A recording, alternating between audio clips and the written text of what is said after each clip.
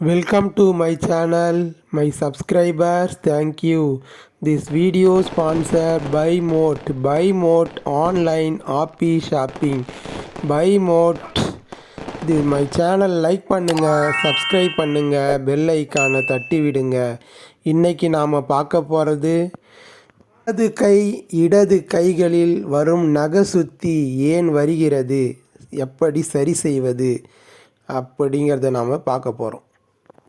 நம்மில் சிலர் நகசுத்தியால் அவதிப்பட்டிருப்போம் அல்லது நகசுத்தியால் அவதிப்பட்டவர்களை பார்த்திருப்போம்.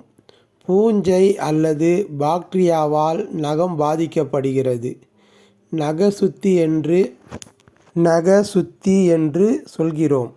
நம் நகத்தில் உள்ள நிறத்தை போக்குவதோடு நகசுத்தி கடுமையான வலியை கொடுக்கிறது. நகசுத்தி வந்தால் அதை உடனடியாக குணப்படுத்துவது அவசியம். இல்லையென்றால் அது செப்டிக் ஆகி விரலுக்கே ஆபத்தாகிவிடும். நகசுத்தியை குணப்படுத்த பல மருந்துகள் கிடைக்கின்றன. ஆனால் அவை பெரும்பாலும் பக்க விளைவுகளை ஏற்படுத்தும். இதனால் இந்த பிரச்சனையை பாதிக்கப்பட்ட வேறு வழிகளையே நாடுகின்றனர்.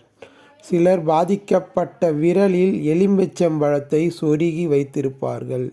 நம் வீட்டில் இருக்கும் சில சாதாரண பொருள்களை கொண்டே நகசுத்தியை எளிதில் குணப்படுத்த முடியும். மருத்துவ ரீதியாக அவை நிரூபிக்கப்படாவிட்டாலும் அவை நகசுத்தியை ஆற்றுகின்றன என்றே சொல்லலாம். மருதாணி பவுடர். குளுமை உடம்பு உள்ளவர்கள் மருதாணி வைத்தால் உடனே சளி பிடிக்கும், தும்பல் வரும். 1 மணி நேரத்துக்கு மேல் வைக்க வேண்டாம். அப்படியே வைத்தாலும் கை, மணிக்கட்டு, கழுத்து நரம்புகளுக்கு ஏதாவது ஒரு தைலத்தை தடவி கொள்ளவும். இதுதான் நான் நிறைய பேருக்கு சொல்லிய விரல் நக சரியாக உள்ளது. கொதிநீரில் டீத்தூளை போட்டு சர்க்கரை கலந்து நன்கு கொதிக்க வைத்து கலக்கி வடிகட்டவும். மருதாணியில் மஞ்சள் தூள் சேர்க்கவும். கிராம்பை பொடி செய்து சேர்க்கவும். எலுமிச்சை சாறு எடுத்து ஊற்றி கலக்கவும். இதில் வடிகட்டிய டிகாசனை தேவைக்கு கலந்து கொள்ளவும். கடைசியாக கடுகு எண்ணெய், நீலகிரி தைலம் சேர்த்து கலந்து சிறிது நேரம் ஊற வைத்து ஆறியதும் அதை கையில் உள்ள நகத்துக்கு தொப்பி போல் வைக்கவும். இதை தொடர்ந்து 3 நாட்கள் வைக்கவும். முதல் நாள் வைக்கவும் போதே வலியெல்லாம் குறைந்துவிடும்.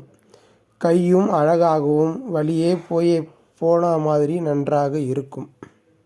நகசுத்தி வராமல் இருக்கணும்னா என்ன பண்ணணும்?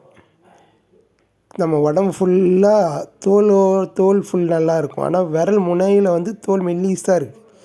இந்த இடத்துல தான் நாம் என்ன பண்ணுறோம், நகத்தை கடிக்கிறோம், கட் பண்ணுறோம். அந்த கட் பண்ணும்போது கடைசி வரைக்கும் போய் கட் பண்ணுவோம்.